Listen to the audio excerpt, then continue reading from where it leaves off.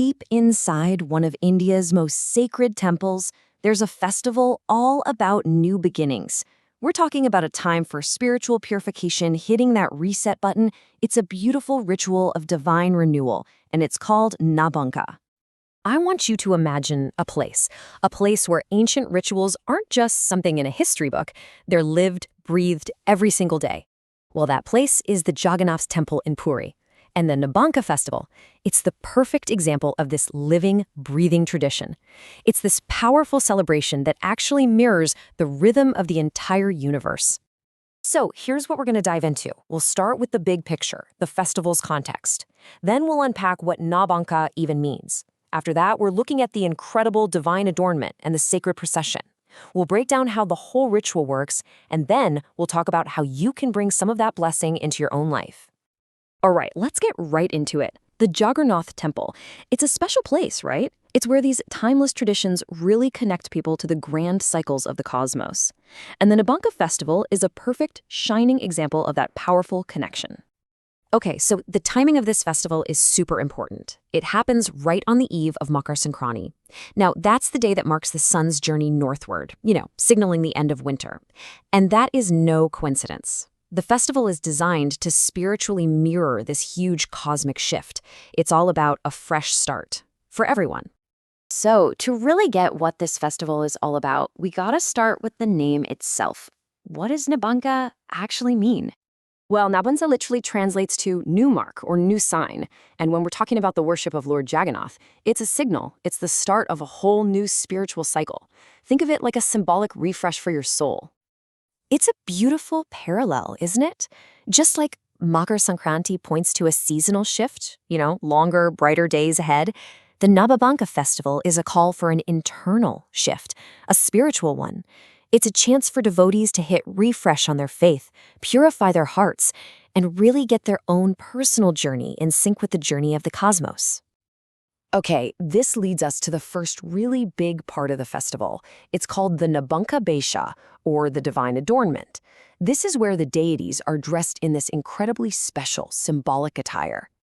So during this evening ritual, the deities are dressed in what's known as the Singhara Besha. That basically means the great decoration attire. And the materials they use?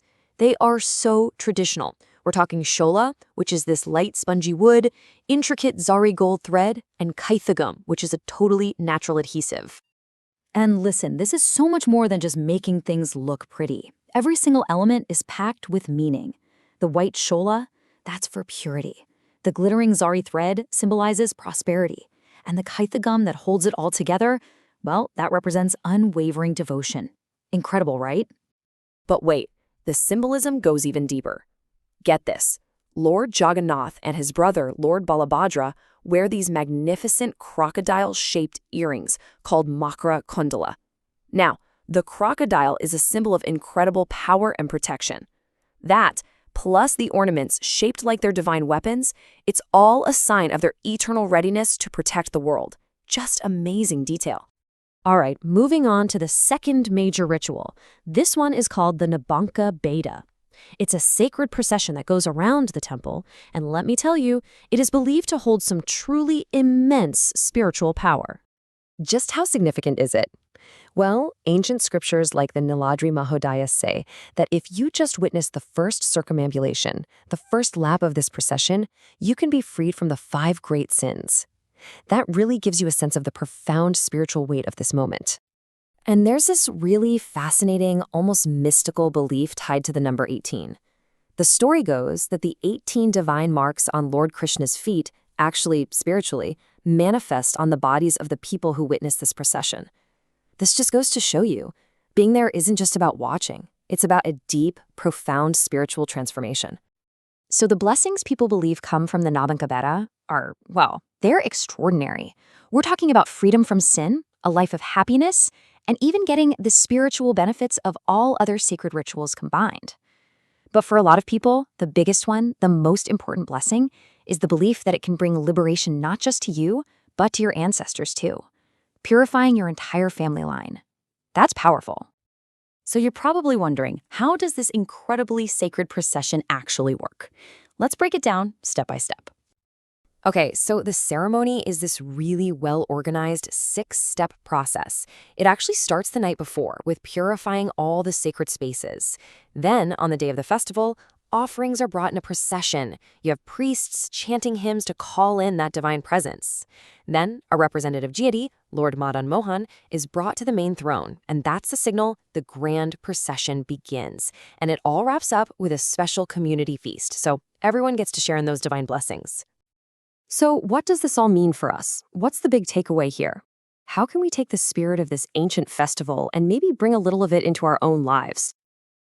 When you boil it all down, the spirit of Nabanka is universal. It's a reminder that just like the deities get this beautiful new adornment, we can do the same for ourselves spiritually. We can renew our own hearts with love, with humility, with devotion. And that message of a fresh start, it goes way beyond the temple walls. This ancient ritual, so deeply connected to the cycles of the cosmos, it's really a powerful reminder of just how important renewal is. So I guess the question it leaves us with is, in our crazy, fast-paced world, how can we create our own Nabaga moments? Our own intentional pauses for a little spiritual renewal, for a fresh start. Thanks so much for joining me for this look into the Nabanka Festival. Jai Jagannath.